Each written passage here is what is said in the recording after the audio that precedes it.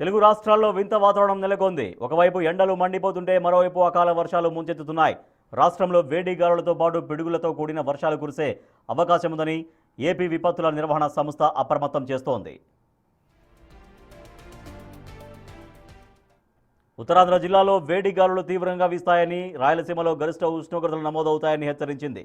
ముఖ్యంగా విజయనగరం, పార్వతీపురం మన్యం, అల్లూరు సీతారామరాజు, ఏలూరు జిల్లాల్లోని పలు మండలాల్లో తీవ్ర వడగాలులు వీచే అవకాశం ఉంది.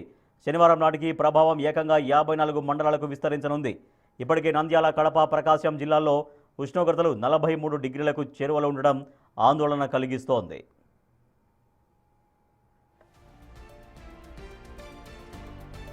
తమిళనాడు నుంచి తెలంగాణ వరకు విస్తరించి ఉన్న ద్రోణి ప్రభావంతో ఏపీలో అక్కడక్కడ వర్షాలు కురిసే అవకాశం ఉంది.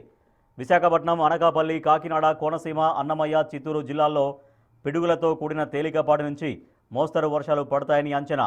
ఈ అకాల వర్షాల వల్ల రైతులు తాము పండించిన పంటను కాపాడుకోవాలని, పిడుగులు పడే సమయంలో చెట్ల కింద లేదా బహిరంగ ప్రదేశాల్లో ఉండవద్దని అధికారులు సూచిస్తున్నారు.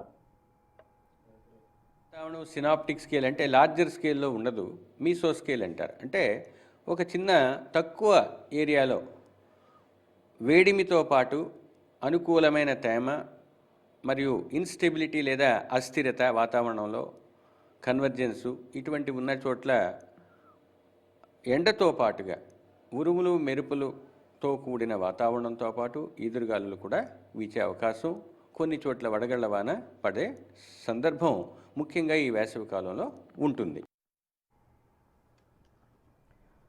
నాసా చేపట్టిన అత్యంత